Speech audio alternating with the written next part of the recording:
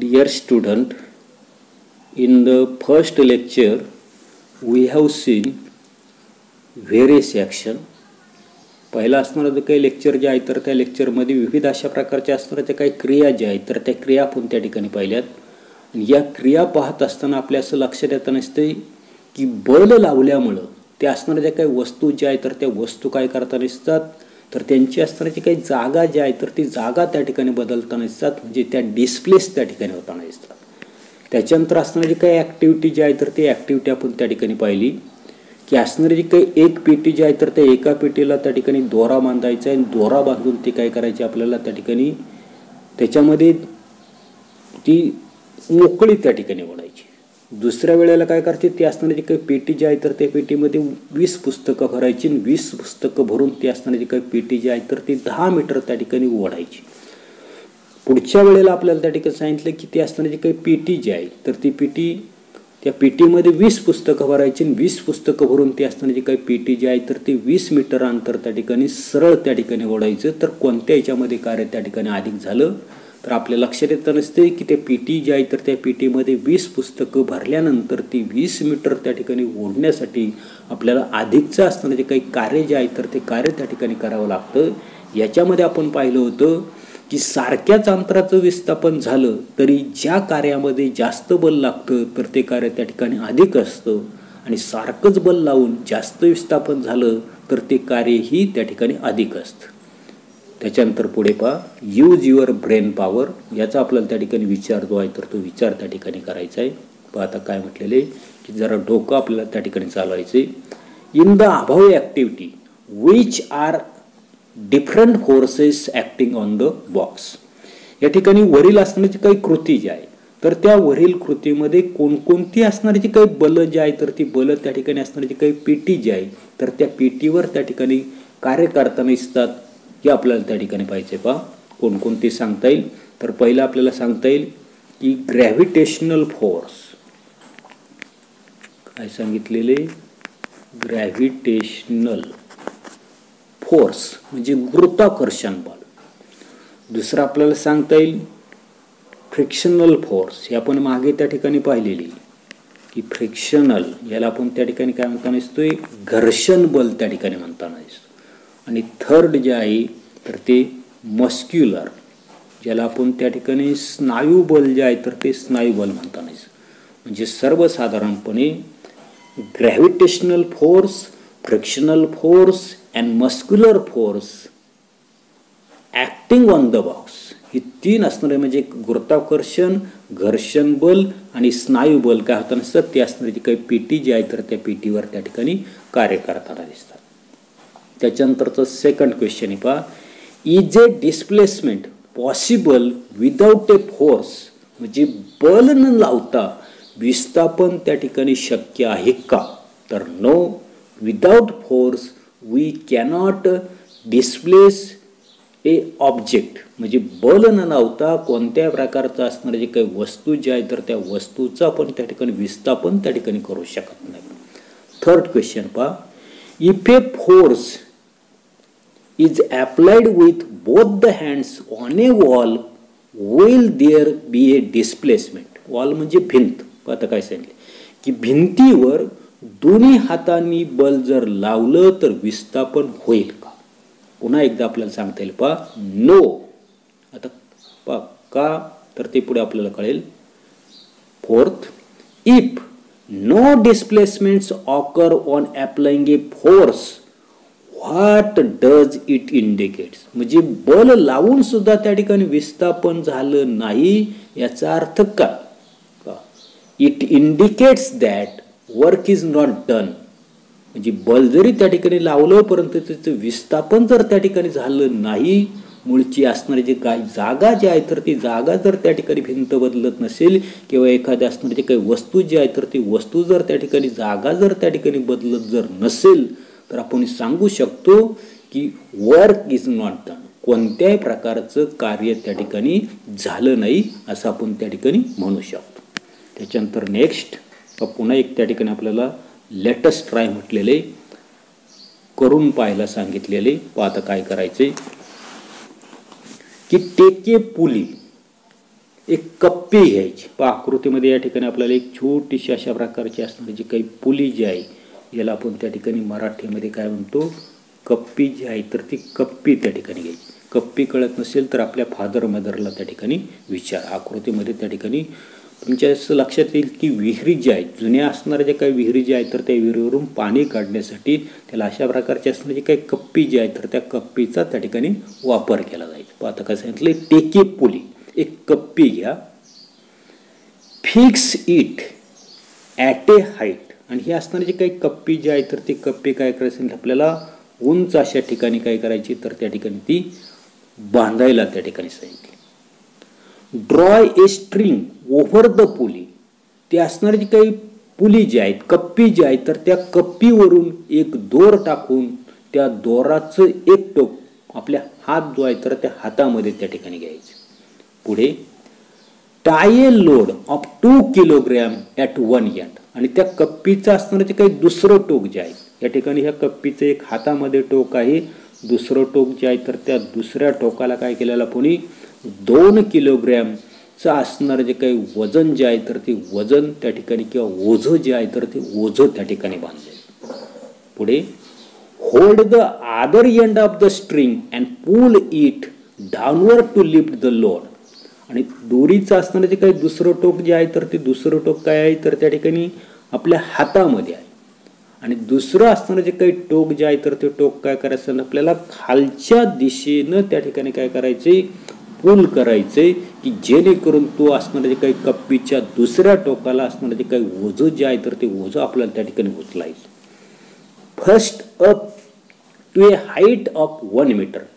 आता ते असताना जे काही ओझं जे आहे, तर ते ओझं काय करायचंय, आपल्याला 1 मीटर असणारी जी काही उंची जी आहे, तर त्या उंचीपर्यंत त्या ठिकाणी ती ओझं जे आहे, तर ते ओझं त्या ठिकाणी आपल्याला उचलायला सांगितलं. And then up to height of 4 metre.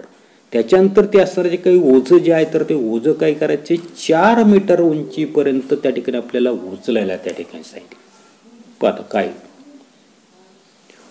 When is more work done. कधी त्या ठिकाणी जास्त त्या ठिकाणी कार्य जे आहे, तर ते कार्य त्या ठिकाणी होईल. आता काय सांगता येईल, की from this activity it is understood that the force required to lift a 2 kilogram weight to a height of 1 meter and the work done due to this force is lesser than the force required to lift the same weight to the height of the 4 meter. काय काय सांगता येईल, पुन्हा एकदा त्या ठिकाणी लक्षात ठेवा. ही जी असणारी जी काही कृती जी आहे, तर त्या कृतीमध्ये आपल्याला असणारं जे काही 2 किलोग्रॅम असणारं जे काही वजन जे आहे, तर ते वजन काय करायचं, आपल्याला 1 मीटर त्या ठिकाणी उचलायला सांगितले. दुसऱ्या वेळेला काय सांगितले, तेच वजन आपल्याला त्या ठिकाणी 4 मीटर त्या ठिकाणी उचलायला सांगितले. तर आपल्या लक्षात येतं नसते की 1 मीटर जे आहे, तर त्या 1 मीटर हाईटला त्या ठिकाणी ते असणारे जे काही वजन जे आहे, तर ते वजन त्या ठिकाणी उचलत असताना त्याच्यावर आपल्याला त्या ठिकाणी कमी बल त्या ठिकाणी लावावं लागतं. तर 4 मीटरपर्यंत त्या ठिकाणी ते उचलण्यासाठी आपल्याला त्या ठिकाणी जास्तीच असणारे जे काही बल जे आहे, तर ते बल त्या ठिकाणी लावावं लागतं. म्हणजेच काय सांगता येईल पहा, to lift up more weight to a greater height the force applied will be the more. म्हणजे जेवढं असणारं जे काही वजन जे आहे, तर ते वजन जेवढ्या जास्त उंचीवर त्या ठिकाणी काय करायचं, आपल्याला लिफ्टअप करायचे, उचलायचे जास्त उंचीवर, तर त्या ठिकाणी आपल्याला the force applied will be the more. म्हणजे जेवढी जास्त उंचीवर त्या ठिकाणी आपल्याला ती वस्तू उचलावी लागेल, तेवढं जास्तीचं बल त्या ठिकाणी आपल्याला त्याच्यावर त्या ठिकाणी काय करावं लागतं, लावावं त्या ठिकाणी लागतं. And also the work done will be the more. म्हणजे जेवढं जास्त बल लावू, तर तेवढं त्या ठिकाणी त्या वस्तूचं विस्थापन त्या ठिकाणी जास्त होताना दिसतं. आणि म्हणून पहा, for measuring the work done we have to consider both the force and displacement.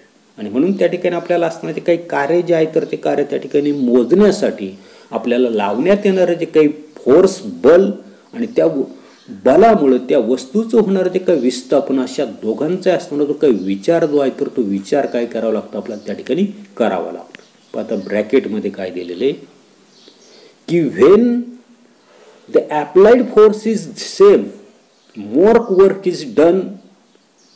म्हणजे ज्या वेळेला सारखंच बल वापरलं असताना जास्त विस्थापन झालेलं जे काही कार्य जे आहे, तर ते कार्य त्या ठिकाणी अधिक असतं. पुढे दिलेले पहा पुन्हा एकदा, when the applied force is the same, more work is done when there is the greater displacement. जी सेम त्या ठिकाणी आपण बल जे आहे तर ते बल त्या ठिकाणी लावलं आणि सेम बल लावत असताना सारखंच बल वापरलं असताना जास्त विस्थापन झालेलं जे काही कार्य जे आहे तर ते कार्य त्या ठिकाणी अधिक असतं. In other words, for measuring the work both the force and the displacement must be the consider. आणि म्हणून त्या ठिकाणी कार्य जे आहे तर ते कार्य आपल्याला त्या ठिकाणी मोजायचे आणि ते मोजण्यासाठी आपल्याला बल आणि झालेलं विस्थापन अशा दोघांचे असताना जो काही विचार जो आहे तर तो विचार आपल्याला त्या ठिकाणी करावा लागतो.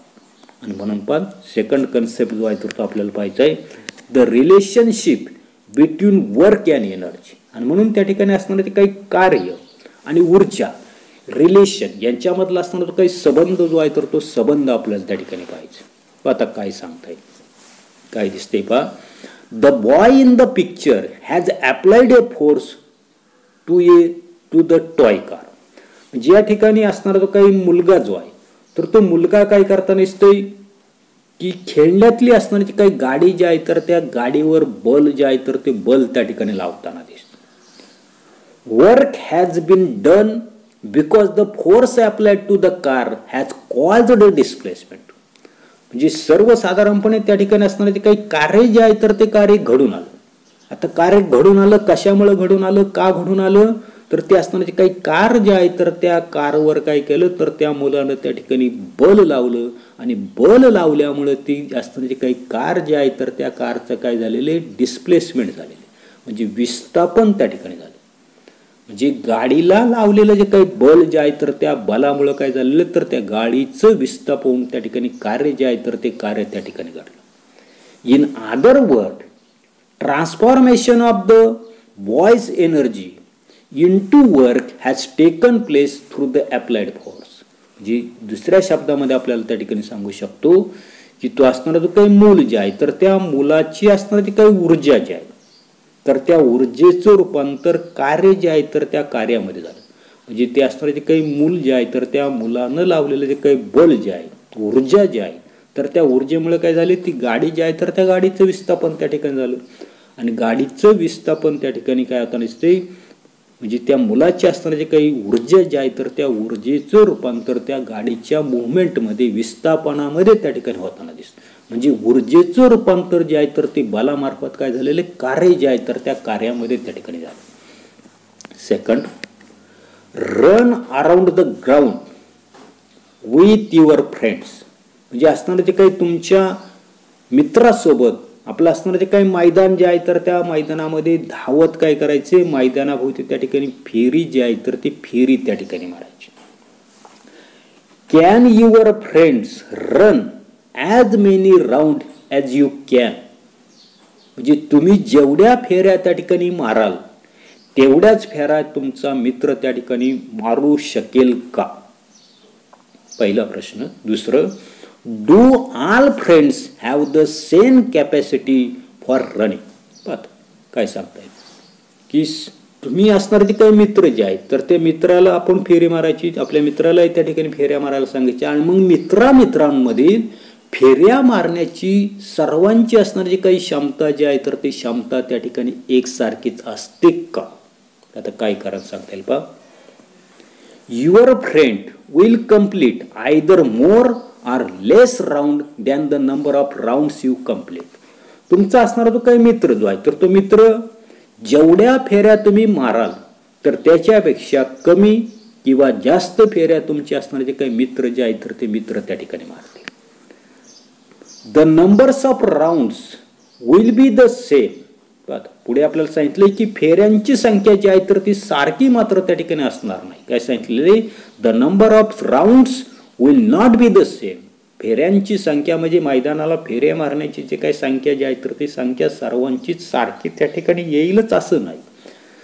सम will get tired when completing 2 round. काही मित्र जे आहेत तर ते मित्र त्या ठिकाणी 2 फेऱ्या मारल्या की दमतील. पुढे, while other will get tired when completing 3 or 4 rounds. काही असणारे जे काही मित्र जे आहेत तर ते मित्र 3 किंवा 4 फेऱ्या मारून त्या ठिकाणी टायर्ड म्हणजे दमतील. That is to say each one's capacity to complete round is not the same. याचाच अर्थ प्रत्येकामध्ये फेरी मारण्याची जी काही क्षमता जी आहे, राऊंडला फेरी मारण्याची जी काही क्षमता जी आहे तर ती क्षमता त्या ठिकाणी एकसारखी त्या ठिकाणी नाही. You can complete only as many round as you have the capacity for. म्हणजे तुमच्यामध्ये जेवढी क्षमता असेल तेवढ्याच फेऱ्या तुम्ही काय कराल तर ते मैदान जे आहे तर त्या मैदानाला त्या ठिकाणी मारू शकाल. आणि म्हणून पहा आपल्याला व्याख्या त्या ठिकाणी दिलेली, the capacity to do work is called energy. कार्य करण्याची जी काही क्षमता जी आहे तर त्या कार्य करण्याच्या क्षमतेलाच आपण काय म्हणता नसतो, ऊर्जा जी आहे तर ती ऊर्जा त्या ठिकाणी म्हणता नसतो. पुन्हा एकदा लक्षात ठेवा, the capacity to do work is called energy. कार्य करण्याची जी काही क्षमता जी आहे तर त्या क्षमतेला आपण त्या ठिकाणी ऊर्जा त्या ठिकाणी म्हणताना दिसतो. एवढाच असणारा जो काही भाग जो आहे तर तो भाग आपण या तासाला पाहणार आहोत. पुढील भाग पुढील तासाला पाहू. धन्यवाद.